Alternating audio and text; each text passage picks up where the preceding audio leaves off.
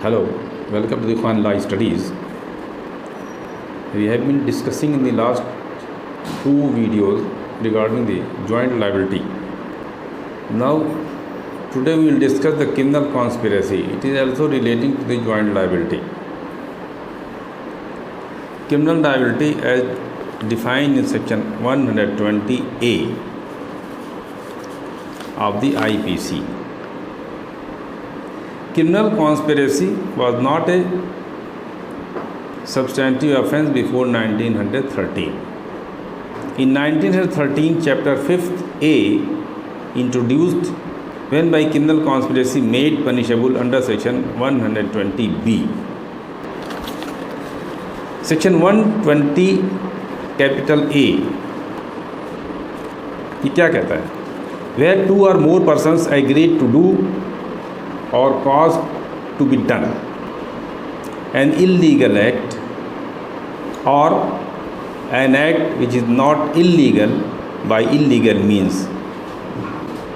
Such an agreement is designated as criminal conspiracy. तो ingredients जो हम देखते हैं इसके, तो इसके ingredients में आएगा there should be an agreement between two or more persons who are alleged to conspire. One, there should be an agreement between two or more persons who are alleged to conspire. जो व्यक्ति षड्यंत्रकारी हैं तो दो से अधिक इनका होना आवश्यक है, इन दोनों के बीच एक अनुबंध का होना मस्ट है. तो इस ऑफेंस को कहते हैं the gist of the offence is an agreement. एक अनुबंध दो या दो से अधिक व्यक्तियों के बीच होना मस्ट है. और ये एग्रीमेंट किस लिए किया जा रहा है? The agreement should be to do और कॉज टू बी डू. यानी किसी कृत्य को करने के लिए, चाहे वो स्वयं करें या उसको किसी अन्य व्यक्ति से कराने का अनुबंध है. वर्ड यूज है causes to be do. Number 1 clear है इन इलीगल एक्ट. और नंबर 2 है an act which is not illegal but by illegal means. तो इसमें दो कैटेगरी हो गई एग्रीमेंट में. उद्देश्य जो है एग्रीमेंट का दो हो गया. पहला हो गया to do an illegal act और दूसरा कह दिया to do an act which is not illegal in itself but by illegal means. Such an agreement is designated as criminal conspiracy. ऐसे अनुबंध को कहा जाएगा आपराधिक षड्यंत्र है.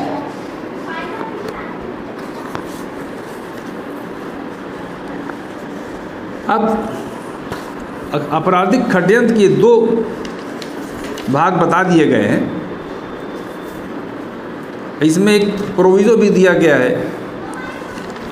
सेक्शन 120A में एक प्रोविजो लगा दिया गया है एक्सप्लेनेशन,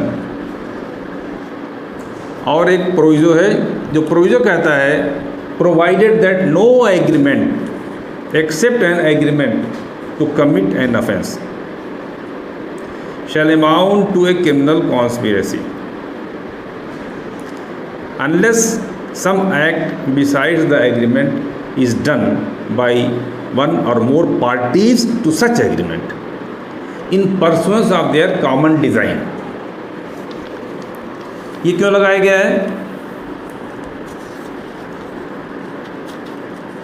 इसमें दो तरह के अपने, पहला एक्ट तो कह दिया सीधे सीधी बात to do an illegal act या to do an act which is an offence.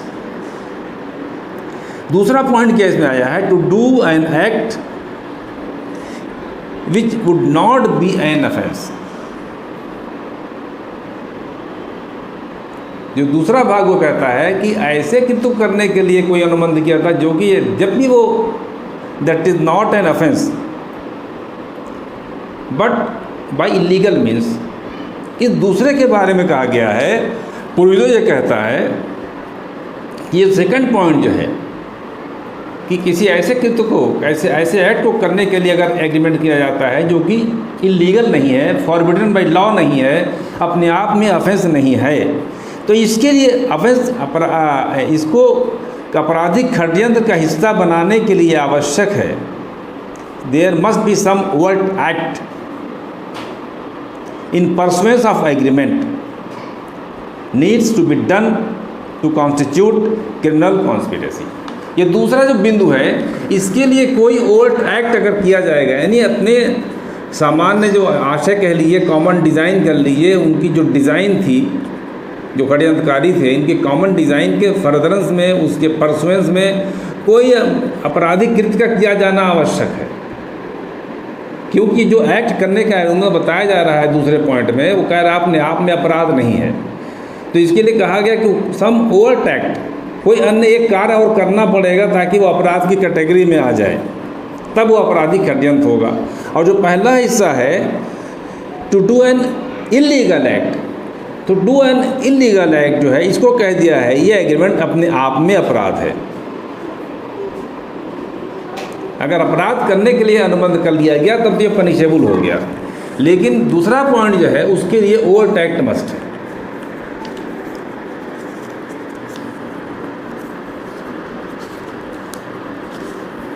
आगे समझ लीजिए, to constitute a conspiracy an agreement between the two और मोर पर्सन इज नेसेसरी। अनुबंध होना मस्ट है। There must be an agreement between two और more persons. और agreement implies, agreement का तात्पर्य क्या है? It implies the meeting of two minds. Meeting of minds must है with reference to a particular matter.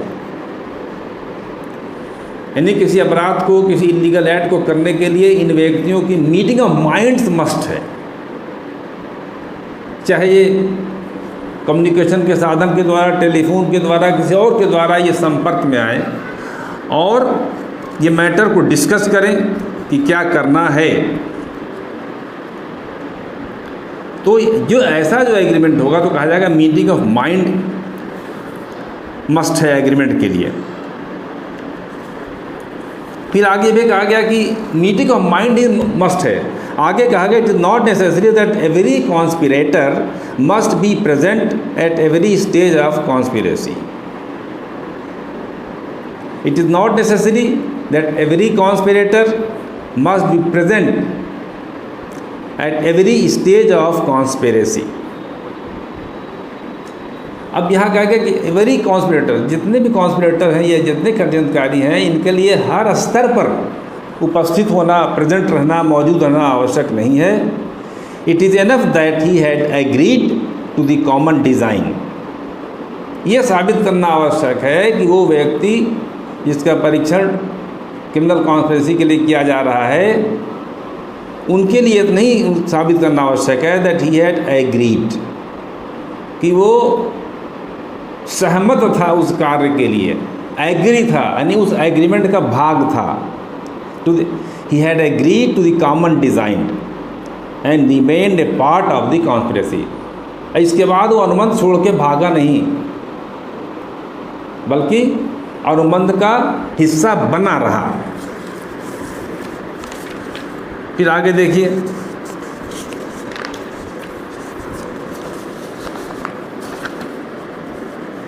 जैसे पहले बताया गया कि एग्रीमेंट में दो या दो से अधिक व्यक्ति का होना आवश्यक है। देयर मस्ट बी टू और मोर पर्सन्स। टू और मोर पर्सन्स के बीच ही अनुबंध होगा, इससे कम में एग्रीमेंट नहीं हो सकता। No one can conspire to himself. अपने आप एक व्यक्ति स्वयं कोई षड्यंत्रकारी नहीं होगा। तो इस ऑफेंस के लिए, इस पर क्रिमिनल कॉन्स्पिरेसी के लिए आवश्यक है कि meeting of mind of two और more persons for agreeing to do और causing to be done an illegal act और an act by illegal means. तो इसेंस है, ये जिस्ट है इस अपराध का।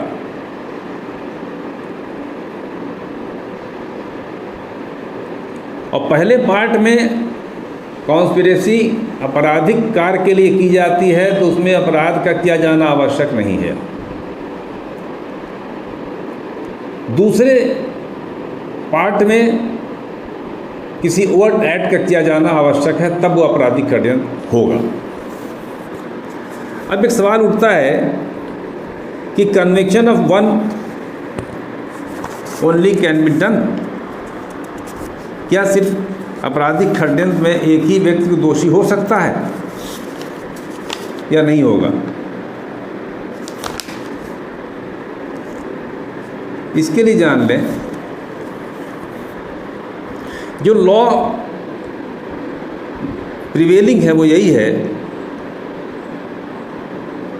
कि to constitute an criminal conspiracy there must be 2 person and between the 2 person there must be an agreement to an illegal act. ये मस्ट है। अब सवाल ये उठता है कि क्या एक व्यक्ति को सज़ा हो सकती है? तो जो पहले लॉ था उसमें आमतौर से यही लेट डाउन किया, 1 person alone can not be held guilty of the offence of the criminal conspiracy for the reason that one can not conspire with himself. ये लीडिंग केस है तपन दास वर्सेज स्टेट ऑफ बॉम्बे। ये तपन दास का case है, बाद में थोड़ा सा इसमें चेंज किया है। तपन दास का केस याद रखिएगा कि एक व्यक्ति को अगर 2 व्यक्ति पर चार्ज लगाया जाता है तो एक व्यक्ति को पनिशमेंट नहीं मिलेगा, he can not be punished for the criminal conspiracy. फिर आगे कहा गया where 2 or more are charged and all others except 1 are acquitted, 1 alone can not be convicted of the offence of conspiracy. ये repeat किया फिर इसको। उड़ीसा के एक केस में थोड़ा सुप्रीम कोर्ट ने तपन दास को डिस्टिंग्विश किया है। उड़ीसा का केस है Bimbadhar Pradhan versus state of Orissa.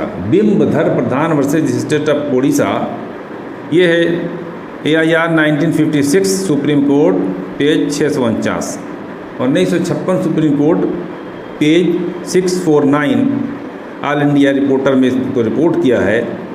इसमें सुप्रीम कोर्ट ने थोड़ा डिस्टिंग्विश किया है। इसमें कहा it is not essential that more than 1 person should be convicted of the offence of the conspiracy. ये कह रहे हैं कि आवश्यक नहीं है कि एक से अधिक व्यक्ति ही सजा पाएंगे, अकेला एक व्यक्ति नहीं पा सकता। क्यों? It is enough if the court is in position to find that 2 or more they are engaged in a conspiracy. अगर ये साबित हो जाए, कोर्ट ये पाती है कि 2 या 2 से अधिक व्यक्ति कॉन्स्पिरेसी में इंगेज थे, शामिल थे, उनके बीच एग्रीमेंट था, there were agreement between the 2 or more persons for doing an illegal act, अगर यही इस्टेब्लिश हो जाता है, कोर्ट ने यहाँ पे यही डिफरेंशिएट किया,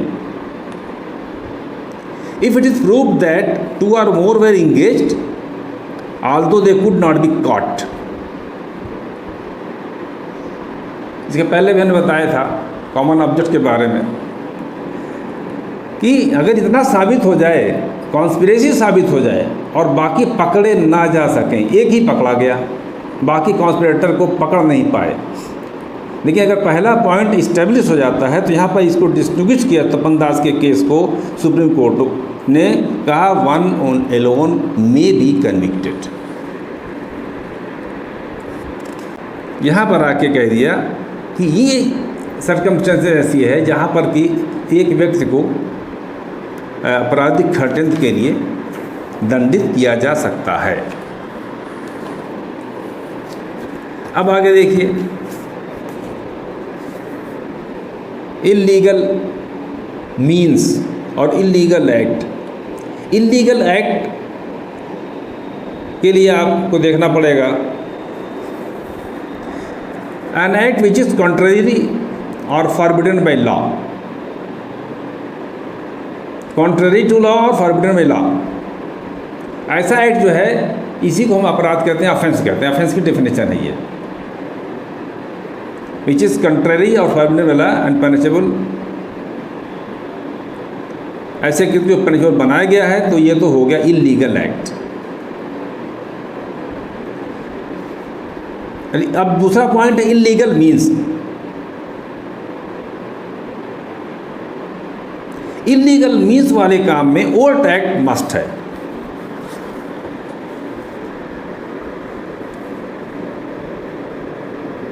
where the agreement is to do an act which would not be an offence in itself. ऐसा कोई एग्रीमेंट है जो अपने आप में अपराध तो नहीं है, लेकिन इसे अनलॉफुल मीन्स के द्वारा किया जाता है। तो ऐसे इसको दंडनीय बनाने के लिए, ऐसी षड्यंत्र को क्रिमिनल कॉन्स्पिरेसी बनाने के लिए ये आवश्यक है, there must be some overt act in the pursuance of the agreement.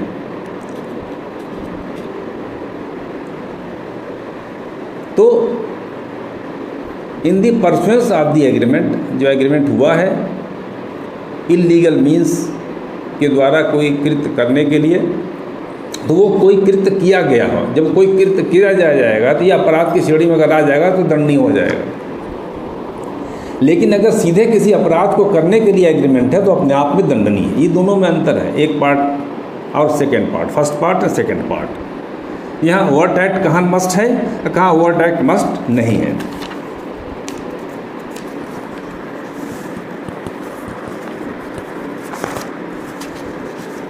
अब देखिए प्रूफ ऑफ कॉन्स्पिरेसी। कॉन्स्पिरेसी ऐसा भी अपराध है, इसके लिए बारे में कहा जाता है, it can not be proved bye A direct evidence. It is generally a matter of inference deduced from criminal acts of the parties. It is generally a matter of inference deduced from the conduct of the parties. कोई direct evidence conspiracy की मिलना बहुत मुश्किल है, इसके link जोड़े जाते हैं। इसके लिए जो रूल है, rule of evidence section 10 of the evidence act. Section 10 जो है वो इंट्रोड्यूस करता है डॉक्ट्रिन ऑफ एविडेंस एजेंसी को। अगर सेक्शन 10 में जो रूल्स दिए गए हैं उसको साबित कर दिया जाए, then the act done by one is admissible against the co conspirator. एक व्यक्ति का कृत्य दूसरे के विरुद्ध स्वीकार कर लिया जाएगा। एक लीडिंग केस इस पर है, इसे कहते हैं इंदिरा गांधी मर्डर केस, खैर सिंह का case. 1988 supreme court 1883, AIR 1988 supreme court 1883। इसमें कहते हैं दो असेलेंट थे, दो हमलावर थे, और उनके साथ दो कॉन्स्पिरेटर थे। इन चार का ट्रायल चल रहा था। और जो कॉन्स्पिरेटर थे दोनों, ये घटना स्थल से दूर थे। इस कॉन्स्पिरेटर में से एक को सुप्रीम कोर्ट ने एक्विट कर दिया, दोष मुक्त कर दिया, यानी one conspirator was acquitted by the supreme court, क्योंकि उसका कोई संबंध, उसका कोई कम्युनिकेशन साबित नहीं हो पाया अदर कॉन्स्पिरेटर से। और जो उसके कब्जे से डायरी और पेपर जो बरामद हुए थे, उसका अन्य अभियुक्तों से कोई भी अनुबंध साबित नहीं हो रहा था। मतलब क्या कम्युनिकेशन हो सकता है, तो इसका कम्युनिकेशन भी साबित नहीं हुआ। और जो पेपर थे, शायद डायरी थी, ये उससे में जो मैटर था उससे भी अन्य हमलावरों से और दूसरे कॉन्स्पिरेटर से इसका कोई संबंध साबित नहीं हुआ, इसलिए इसको एक को सुप्रीम कोर्ट ने एक्विट कर दिया। दूसरा जो कॉन्स्पिरेटर बचा खैर सिंह। अब खैर सिंह के बारे में कहा गया कि उसकी बातचीत एक हमलावर से हुई थी, वन असेलेंट, यानी जिसने हमला किया था, गोली चलाई थी, उससे उसकी बातचीत हुई थी खैर सिंह की। वो अपने बीवी बच्चों से दूर रहने की कोशिश करता था, अपने परिवार से बचने की कोशिश करता था। तो कहा ये सभी फैक्ट्स ये शो करते हैं कि कोई छुपकर कार्य करने की तैयारी की जा रही थी। यहाँ पर धारा 10 एविडेंस एक्ट के अंतर्गत ये सभी तथ्य आपराधिक षड्यंत्र यानी क्रिमिनल कॉन्स्पिरेसी के प्राइमा फेसी प्रूफ माने गए और खैर सिंह को जो है कॉन्स्पिरेसी के लिए दंडित किया गया।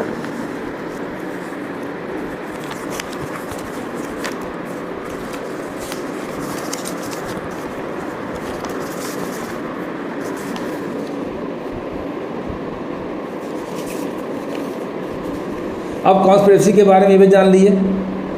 It is a substantive offence? It is a continuing offence.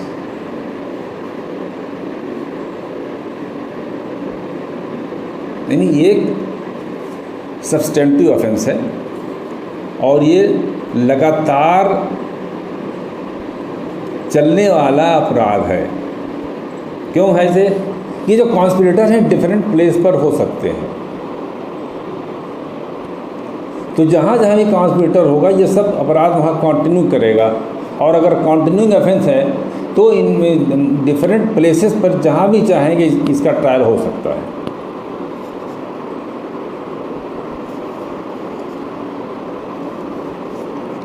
अब 120B जो है पनिशमेंट क्लास है, जो कहता है offence conspired is punishable with death, life imprisonment और रिगरस इम्प्रिजनमेंट फॉर 2 years और मोर। यहाँ भी 2 कैटेगरी कर दी गई कि यदि ऐसे अपराध के लिए कॉन्स्पिरेसी की गई है, the offence conspired if it is punishable with death, life imprisonment और RI rigorous imprisonment for 2 years और मोर। यानी ये हो क्या, कौन से ट्रायल हो गए? Warrant trial and session trial. यानी जो वारंट ट्रायल की कैटेगरी में आते हैं, जो सेशन ट्रायल की कैटेगरी में आते हैं, ऐसे अपराधों को करने के लिए अगर कॉन्स्पिरेसी की गई है, then the offender becomes liable as an abettor. Abetment में देखा गया है अबेटर को वही दंड दिया जाएगा जो उस अपराध के लिए है। तो इन गंभीर अपराधों में इसके बारे में कह दिया गया, ये कौन है? ये he is liable as an abettor. Other offences यानी 2 years और मोर, यानी 2 years से बिलो 2 वर्ष से कम से दंडनीय अपराधों के लिए यदि आपराधिक खंडन किया जाता है तो क्या होगा? They are liable to be punished with imprisonment up to 6 months और फाइन और बोथ। इनके लिए सज़ा बहुत कम है, क्योंकि फिर ये समन ट्रायल हो जाते हैं 6 महीने और जुर्माना या दोनों। अभी आपने 107 पढ़ा है अबेटमेंट। अब देखिए दोनों में डिफरेंस क्या है। कहीं कहीं क्रिमिनल कॉन्स्पिरेसी जो है ये अबेटमेंट हो जाता है। यहाँ कहते हैं कि जहाँ की क्रिमिनल कॉन्स्पिरेसी धारा 107 के अंतर्गत अबेटमेंट भी है, क्रिमिनल कॉन्स्पिरेसी अबेटमेंट की श्रेणी में भी आ जाती है। तो अगर ऐसी क्रिमिनल कॉन्स्पिरेसी है जो अबेटमेंट की श्रेणी में आ जाती है तो इसके लिए आवश्यक है धारा 120A और 120B को लागू किया जाए, क्योंकि यहाँ पर इन धाराओं में कॉन्स्पिरेटर के लिए सज़ा नियत की गई है।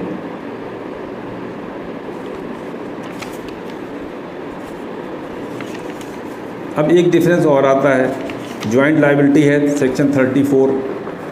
सेक्शन 34 है, इसमें अंदर जान लीजिए दोनों में डिफरेंस क्या है। सेक्शन 34 IPC में हम देख चुके हैं, वहाँ भी 2 और मोर देन 1 पर्सन, उसमें नहीं 2 और मोर पर्सन है। If they commits any criminal act in the furtherance of their common intention they shall be liable as they have done it independently।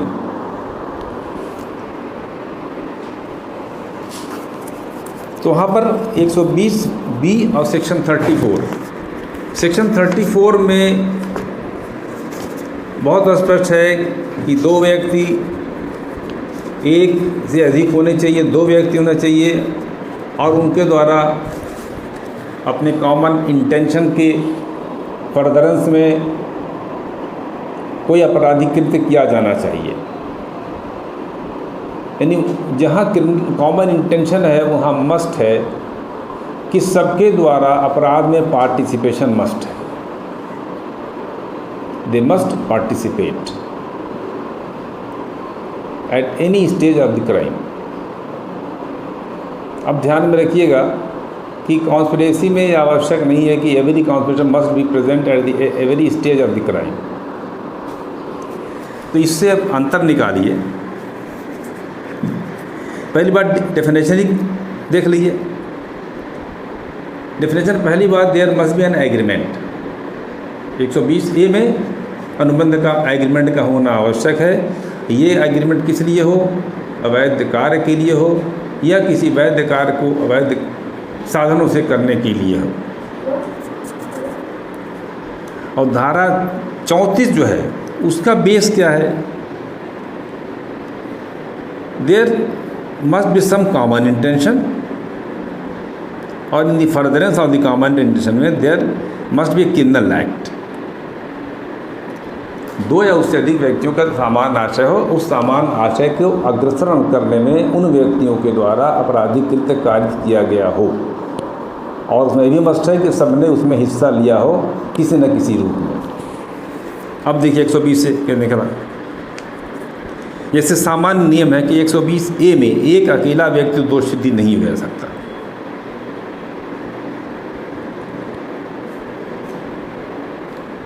और धारा 34 में एक अकेले व्यक्ति को दोष सिद्ध किया जा सकता है, कंडीशन अगर उसकी फुलफिल होती हो।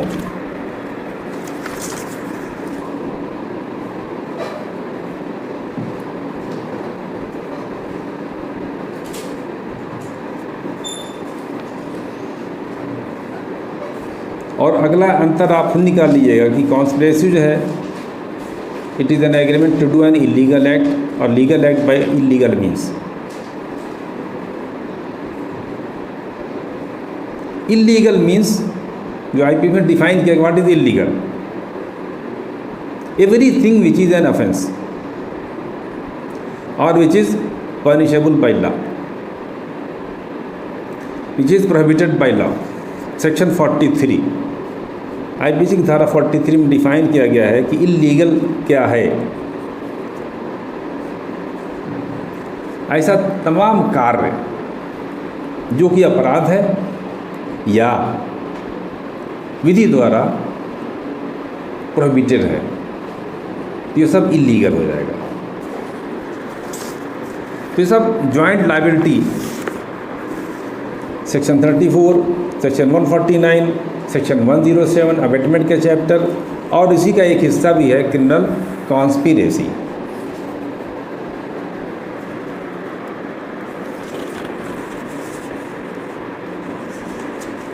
ये शॉर्ट नोट में पूछा जाता है। इसकी डेफिनेशन ही अगर आप क्लास रख लीजिए तो भी इसका आंसर आप लिख सकते हैं। That is all about the criminal conspiracy. Thank you.